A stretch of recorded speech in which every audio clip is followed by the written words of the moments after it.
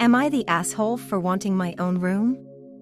I, 24F, and my fiancé, 25M, are moving into a small 3-bedroom house together in a couple of months. I had never had my own room growing up and share a room with a roommate in my current living situation to save up money. I always felt the need to share and felt guilty when I wanted to be alone in my room but couldn't since someone else was there. The only time I had a room all to myself was when my roommate or sibling was away. Even so, I didn't feel like I truly had a room to myself. When discussing the use for one of the spare rooms in our soon-to-be house, I mentioned wanting to turn it into a bedroom for myself when I want to be alone. My fiancé was confused and said he wanted to use the spare room for an at-home gym instead. The other spare room will be an office for when my fiancé needs to work from home. I argued that he already has a claim over one of the spare rooms and I should be allowed to use the other one for myself. I told him that I was looking forward to having a space all to myself, where I can be alone when I want, and am the only person that has access to. He argued that the point of moving in together was to share everything with each other and not just coexist in the same space. He said he would change his mind on wanting a gym if we agreed to turn the second room into a guest bedroom that both of us can use when we want to be in our own space. I feel like I would still be sharing. If I have a room to myself to use and he wants to be alone at times, I can just go into my own room and give him the space he wants. We would be splitting expenses 50-50, so I don't think I am being that unreasonable. Am I the asshole for wanting to have my own room? Am I the asshole for not wanting to apologize over and over again for my daughter's upbringing? I, 45F, had my daughter, CJ, now 28F, when I was 17 years old. Her father did not stick around and we really struggled for a bit. Even when I graduated college, I had a bunch of student loan debt as well as juggling rent, food, and other expenses. CJ never lacked necessities, but I admit she didn't get a lot of material possessions. I would try to save up as much as possible to make Christmas and birthdays as fun as possible, but she didn't get much else throughout the year and we only went on 2 vacations total in her childhood. We definitely ate a lot of struggle meals and had to move often. We honestly teetered on the poverty line. When CJ was 17, I was finally debt-free, got a promotion at work and was doing much better. I did start to give her things throughout the year. I used my bonus to take her to Disney World, somewhere she always wanted to go but couldn't. It was nice that after years of struggling, I could spoil her a little. She went off to college and in this time, I met my husband Matthew. We got married and now have 2 kids together, Jack, 5M, and Melissa, 6F. With our combined incomes, we live quite comfortably.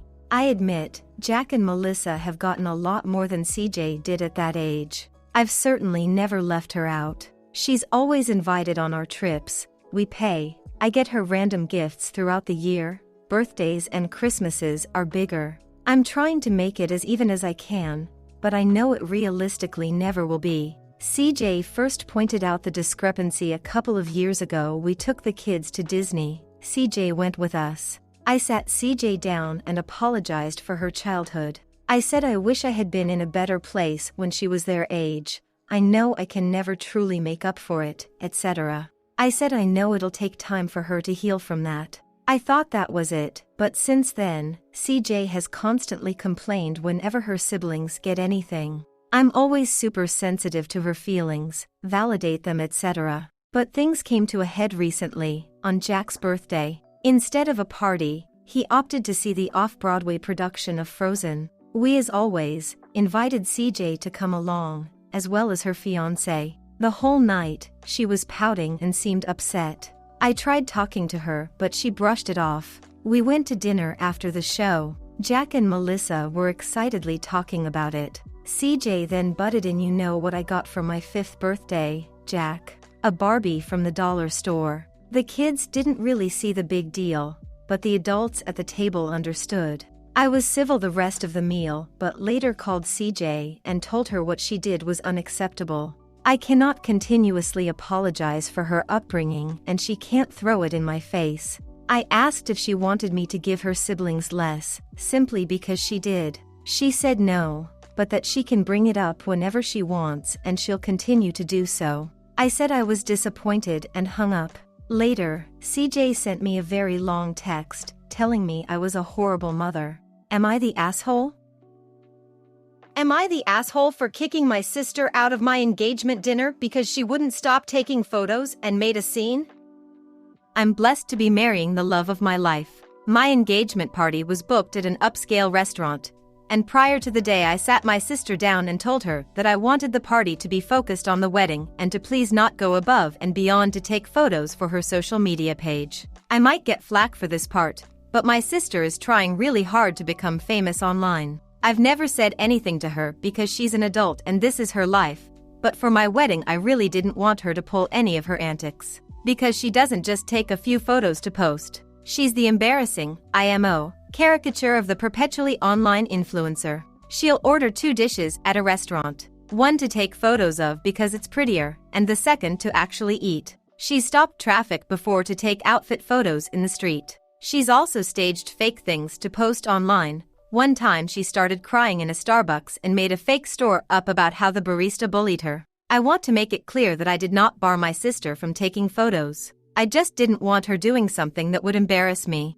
Everything was okay, until she literally stood on top of her chair to take a top-down photo of her meal. Everyone was staring and in shock, and a waiter had to come and ask her to sit down. She refused to, and started to loudly argue with the waiter, saying that she was the sister of the bride, and then started to loudly sob that she was getting bullied. I was mortified and immediately had the groomsmen escort her out of the room. She's since blasted me on social media, calling me an for not handling the situation with more grace and empathy. She says that I could have given her a warning instead of kicking her immediately out.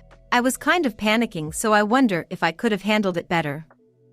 Am I the asshole for not letting my miracle baby niece be my flower girl at my wedding? My 27F older brother and sister-in-law, both mid-30s, just welcomed their first child a year and a half ago, after years of trying. After many failed attempts, sister-in-law was told that she wouldn't be able to conceive due to a medical condition she has. They finally got pregnant. Since having my niece, the baby has been the center of attention at every family even we've had since she was born. Birthdays, weddings, family get-togethers, you name it. Now don't get me wrong, I love my niece, but it can get to be a little too much when my sister-in-law goes on and on about how long they tried to conceive, complications they've had, miscarriages they've had, etc. Like a little too much info. Many family members have commented on how it's a little bit excessive, but no one has said anything because they don't want to sound like an asshole. Anyway, I'm getting married in the spring and my brother and sister-in-law approached me last weekend about having my niece be the flower girl. Now my fiancé, 35M, has 2 children, 10M and 6F, from his previous marriage. His son is one of his groomsmen, while his daughter had asked to be our flower girl when we told them the news that we were getting married a year ago, as it's something she always wanted to do, so of course we said yes. So I explained this to my sister-in-law when she asked me about my niece.